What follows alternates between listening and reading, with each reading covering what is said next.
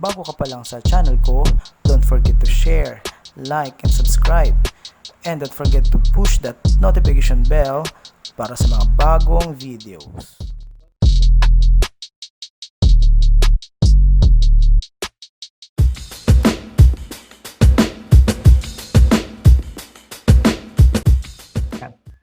Welcome po ulit sa Excel 101. Ngayon naman po, pag-aaralan po natin kung paano mag-transfer ng contacts from Excel file to your Android phones.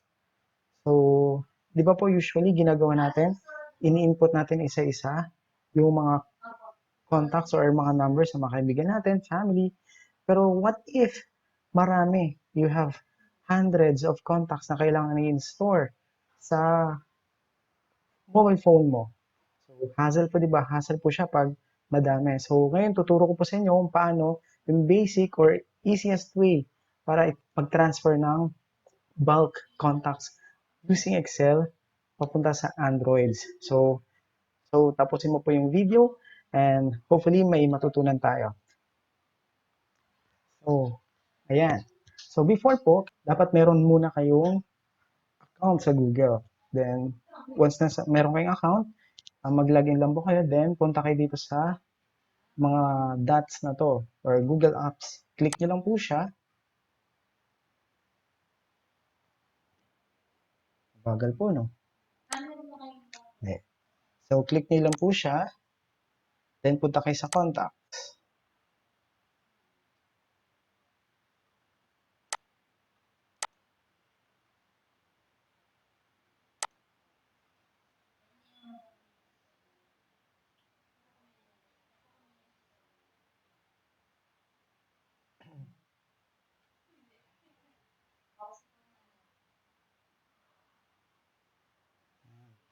Once nasa contacts na po kayo, create contact lang. So, ito po, once nyo na po ito gagawin. So, create contact lang po.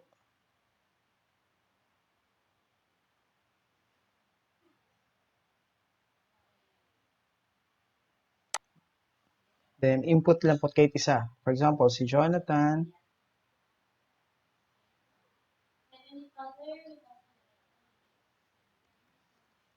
Lumanog. Then, nasa sa inyo po kung kompleto po yung ilalagay nyo dito.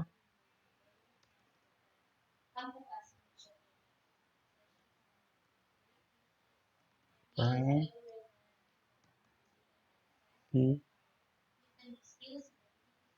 yung number. So, 94470247773. Then, save.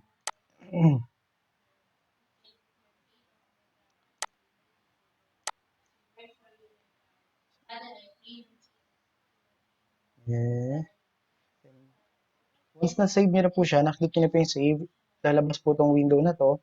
Then, dun sa window na to, punta kayo dito sa 3 dots na to. Sa more actions. Then, click. Ngayon po, export. So, export or download itong file na to. Then, hintayin lang natin siyang ma-download. So, lalabas ulit itong window na to. Google CSV lang. Kasi ibabalik din natin siya mamaya dito sa Google. Pero pag sa Outlook na naman siya ilalagay, Outlook CSV. Pero since Google yung gagamitin natin, sa Google CSV tayo. Na-export lang po. So medyo madali lang, di ba? So, hindi pa po tapos. Relax lang po tayo. So once na-download nyo na, pwede nyo na itong i-close.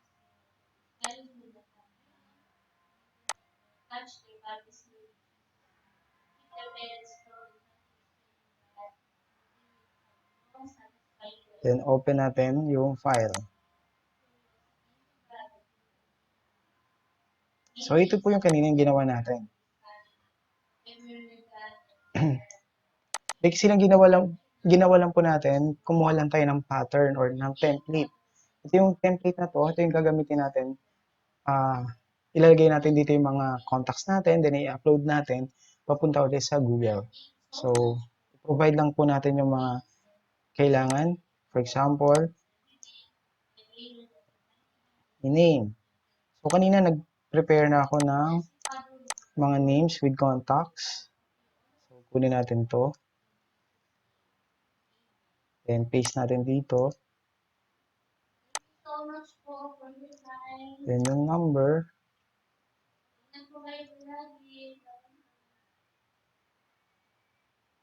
Sa dulo. So, once done na, kayo po, nasa sa inyo po kung i-fill out nyo lahat to. Pero, names lang naman tsaka contact number yung kailangan natin. So, ito lang yung fill out na yung name tsaka yung contacts. So, save lang. And so, once na-save nyo, may magpa-pop up din na window. So, CSV pa rin. Google CSV pa rin tayo. So, yes lang. Once na-save nyo, close nyo na to.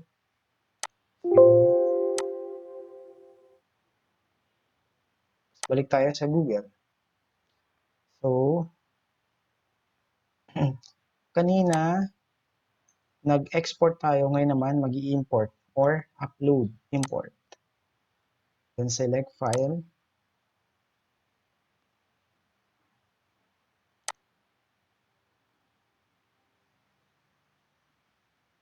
Then, kunin natin yung file kanina. Nasa downloads yun.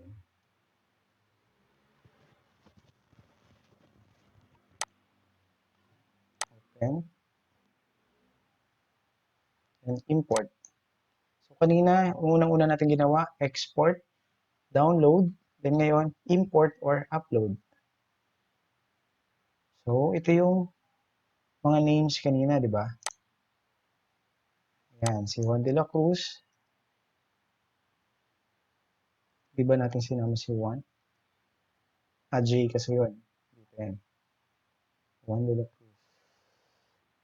Yun, si Juan de la Cruz. Michelangelo. Siya. So, hindi pa po siya tapos. Ngayon, nalagay na natin siya sa Google. Oras na para gamitin naman natin yung Android phone natin. So,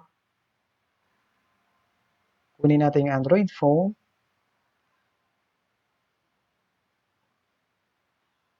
Sa Android phone nyo, punta kayo sa settings. Settings. Then, sa accounts and sync. Then, dapat sa Google, sa Android nyo, nandun naka-login din yung Gmail nyo.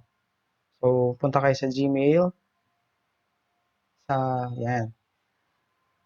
Then, kung makikita nyo sa lower part or lower left, may nakalagay na Sync Now.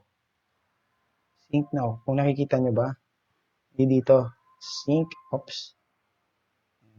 Now. So, click nyo lang siya. Then, lalabas yung mga nagsisync sa Gmail, Calendar, Fit Data.